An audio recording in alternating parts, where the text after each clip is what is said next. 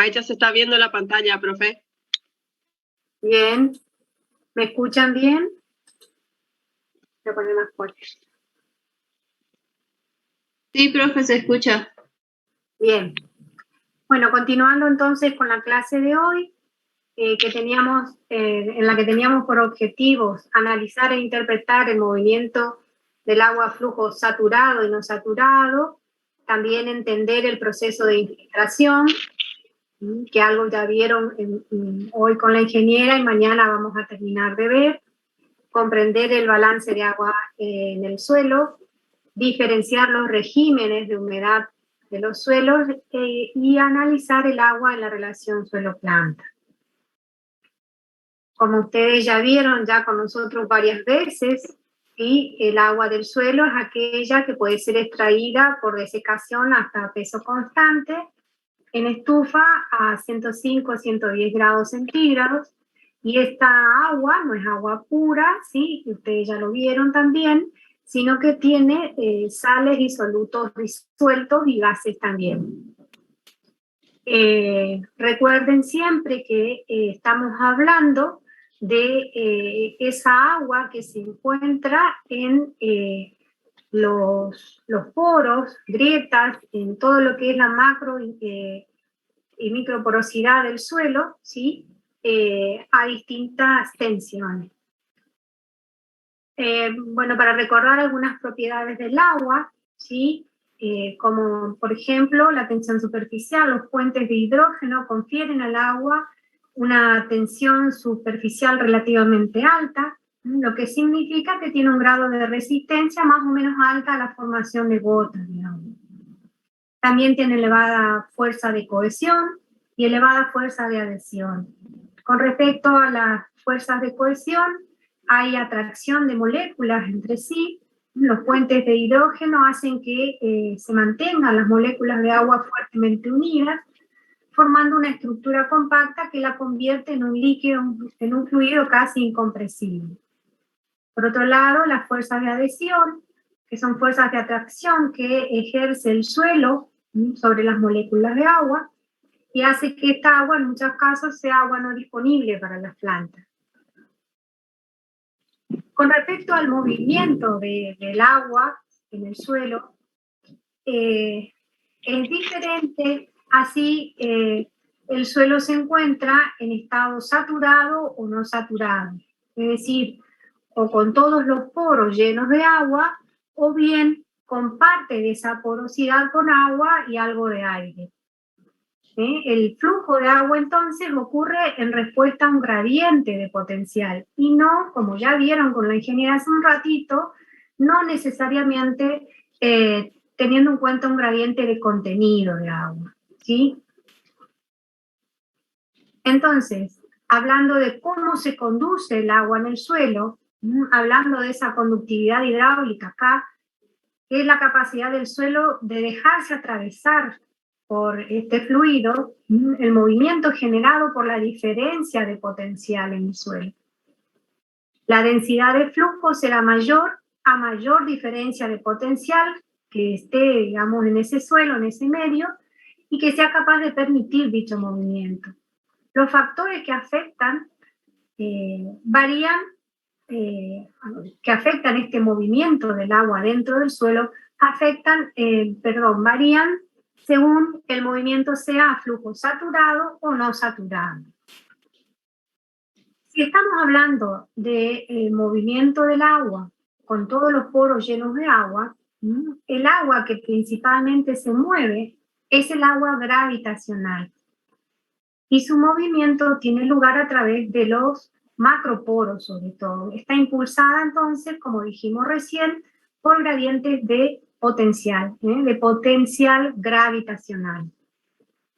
Este movimiento de agua a flujo saturado, conductividad hidráulica K, se expresa en centímetros por hora y tiene que ver con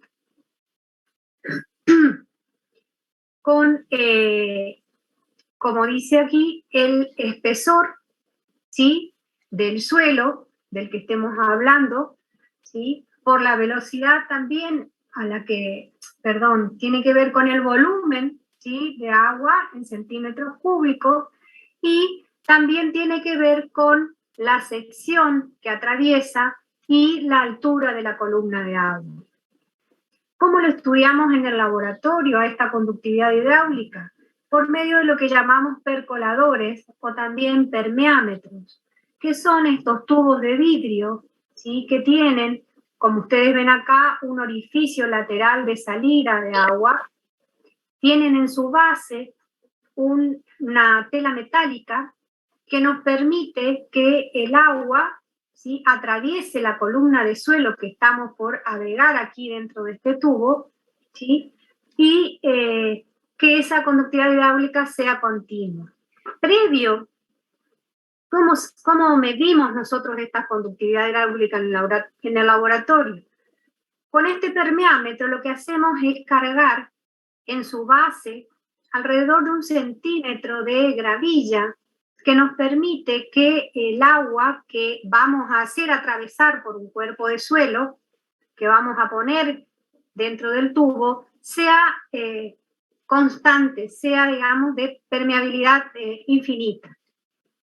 Entonces, colocamos 1 centímetro de gravilla, luego una porción de suelo, ¿sí?, y una vez ya cargados los distintos permeámetros con los distintos suelos de los que queremos averiguar la conductividad hidráulica, llevamos estos permeámetros a unos recipientes con agua, ¿sí?, de manera tal de que el suelo que cargamos en los permeámetros se humedezca por capilaridad hasta saturación. Una vez que ese suelo dentro del permeámetro está saturado, es decir, con todos los poros llenos de agua, colocamos el permeámetro, acá tienen un esquema, ¿sí?, debajo, ¿sí?, de una canilla, es decir, de una carga de agua. Se abre la canilla y eso nos va a permitir tener una carga continua, continua de agua, ¿sí?, y el exceso de agua, vuelvo al esquema este, va a ser liberado, ¿sí?, por este orificio. Vamos a conseguir de ese modo, con la canilla continuamente abierta, que el permeámetro llegue a una carga hidráulica constante, ¿sí?, que va a estar a esta altura. Luego, el exceso de agua se pierde por aquí.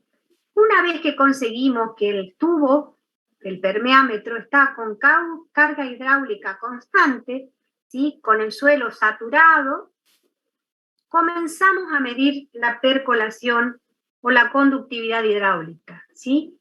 Esta columna de suelo está saturada, entra continuamente agua por aquí, se llena esto y comienza a atravesar la columna de suelo el agua.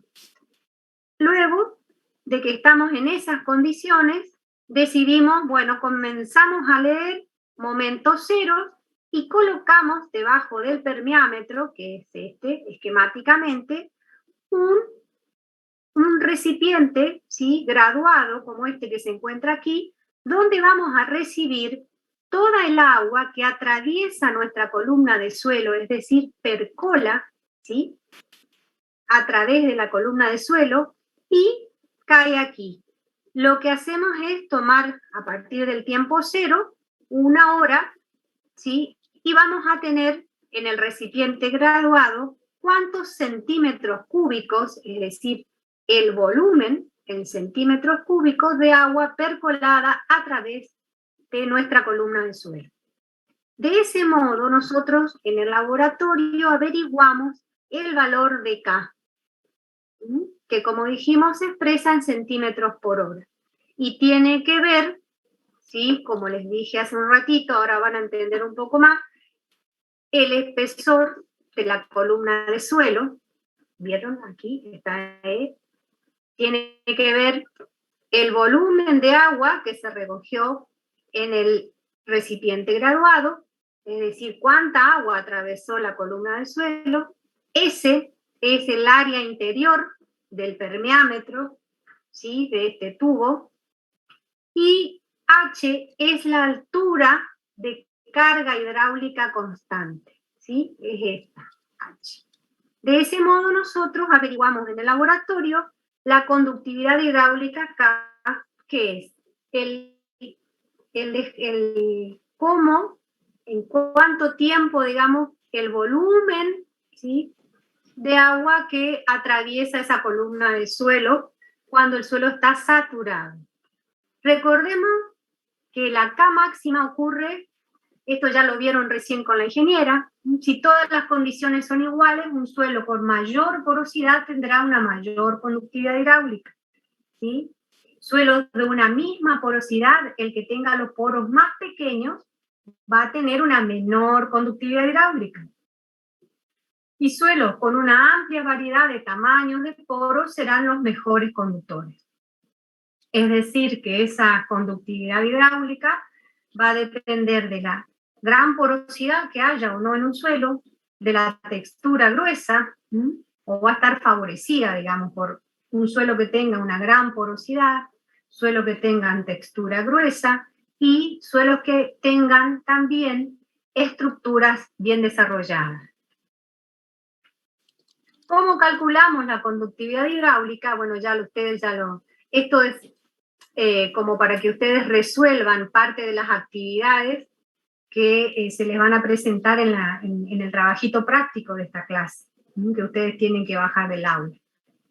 Y bueno, este es un esquema para que ustedes apliquen la formulita que acaban de ver. De este modo, tienen uno o dos ejercicios para calcular la conductividad hidráulica en el trabajo práctico. Aquí, en este ejemplo, se les da el área interior del tubo, ¿sí?, y la altura de la columna de agua, así como el espesor del suelo. Bueno, ese sería un ejemplo. En este caso, habla de que esta K, ¿sí?, es igual a 20 centímetros por hora y dice clase rápida. ¿Por qué? Porque tenemos una tablita a la que podemos referir nuestros valores, ¿sí? Y si tenemos, supongamos, un suelo que tiene una conductividad hidráulica de 4 o 4,3, ¿dónde va a estar? En este rango, ¿sí?, de 1,6 a 5 va a ser clase moderada, y va a ser seguramente un suelo de textura franco-arenosa. ¿Estamos? Fíjense que si ustedes ya tienen bajados, si ustedes ya lo bajaron al trabajo práctico de hoy, es el ejercicio número 2 el que le está nombrando la ingeniera, el que les está explicando. Ya pueden ir resolviéndolo.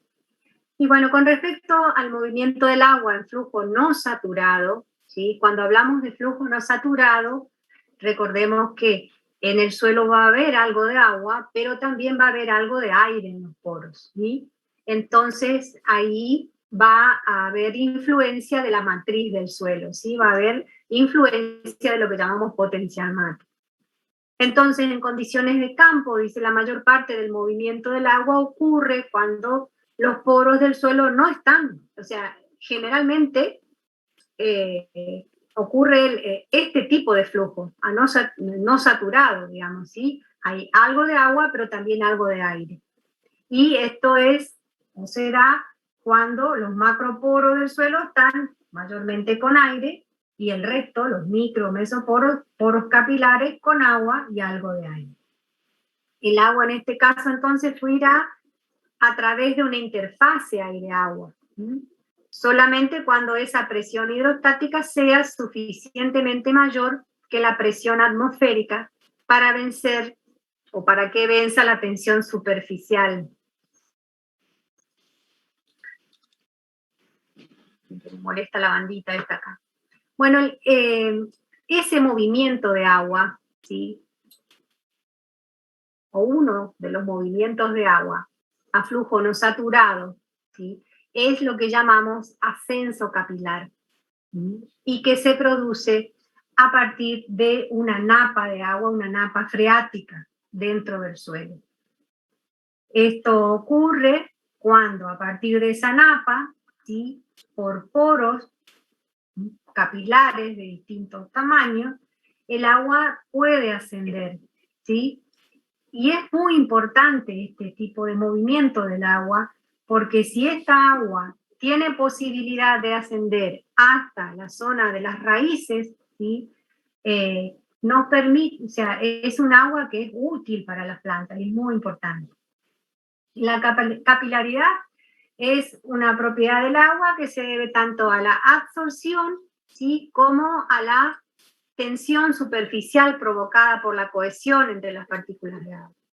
Cuando se introduce un capilar, supongamos, esto ya les explicó recién la ingeniera, un tubo muy fino en un plato con agua, un recipiente con agua, esta asciende por el capilar hasta alcanzar un nivel superior al del recipiente. ¿Qué pasa con el agua en ese caso? El agua se adhiere a la superficie de los poros, de los capilares, y va ascendiendo continuamente, ¿sí?, por fuerzas, producto también de la cohesión entre las moléculas de agua.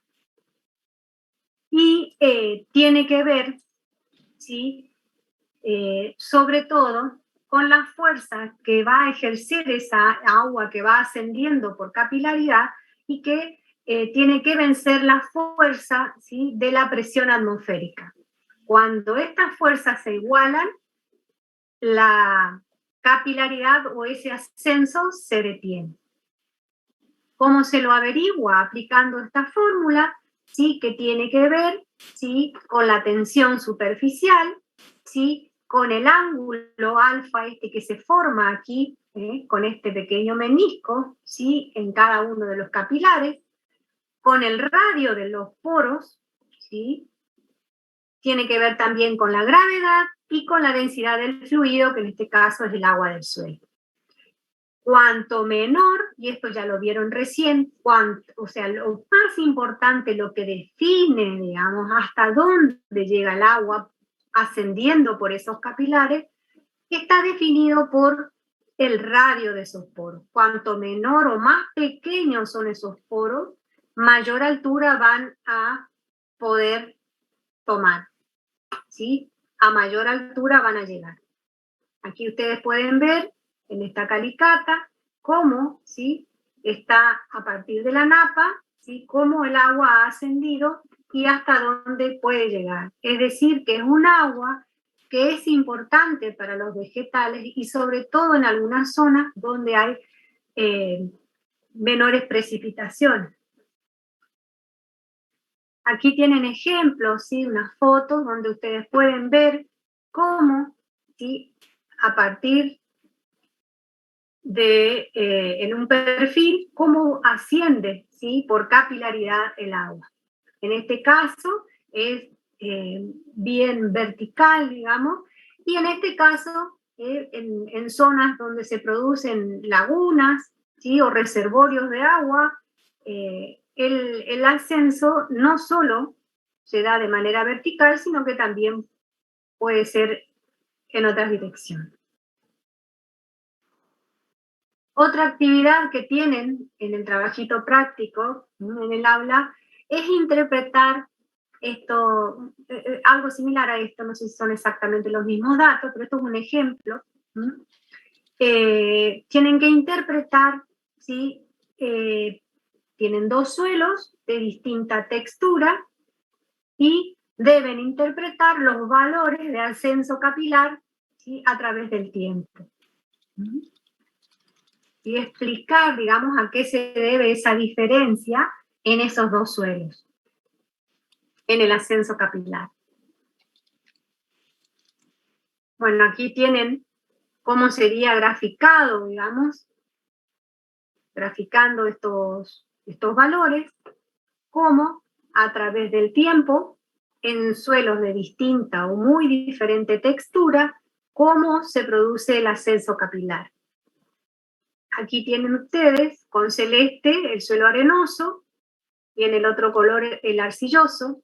Y fíjense ustedes que en los primeros minutos el ascenso del agua en el suelo arenoso es mayor, ¿sí? ¿Por qué? Porque los poros son más grandes y entonces va el agua a obtener menos fricción, menos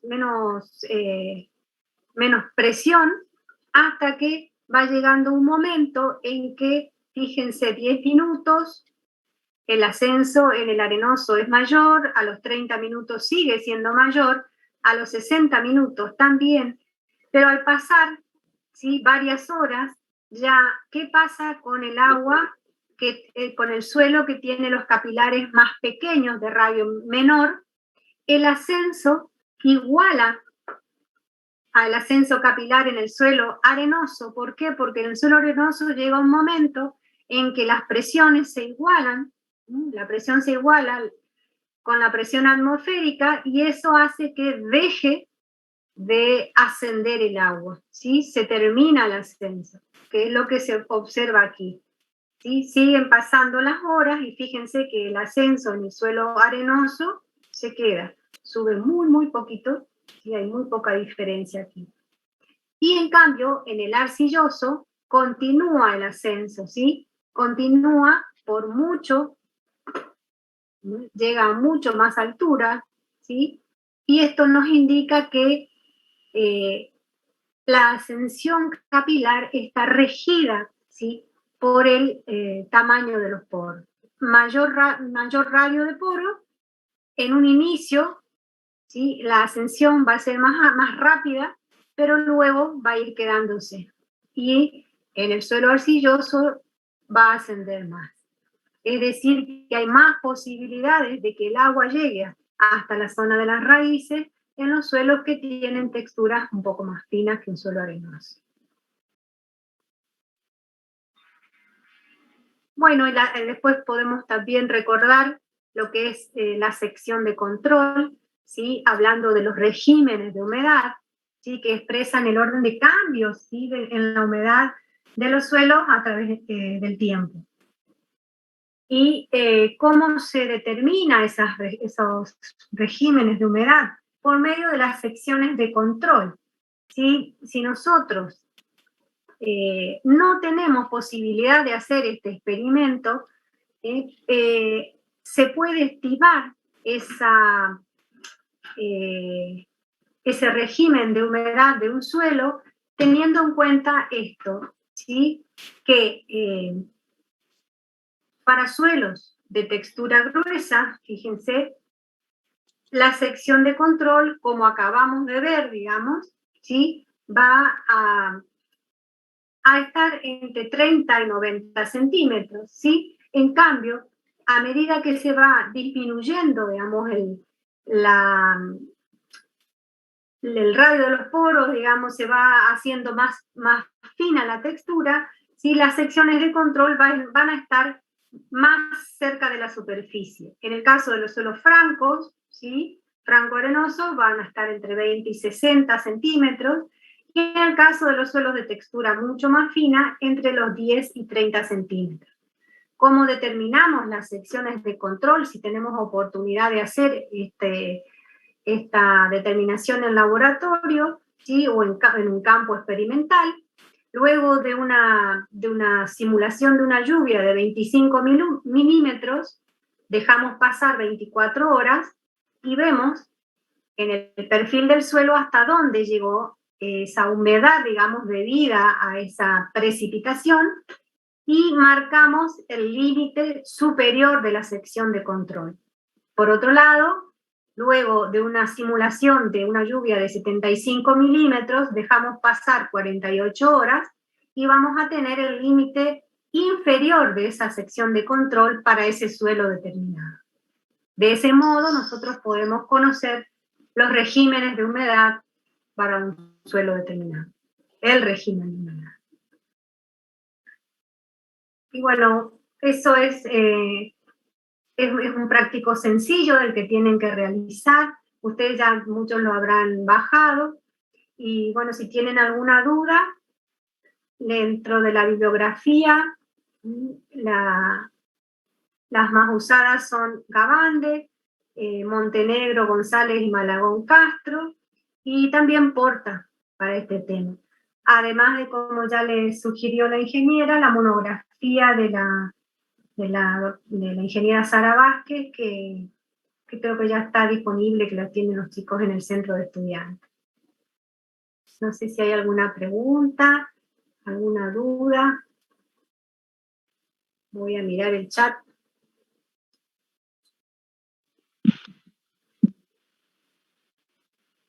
En el chat no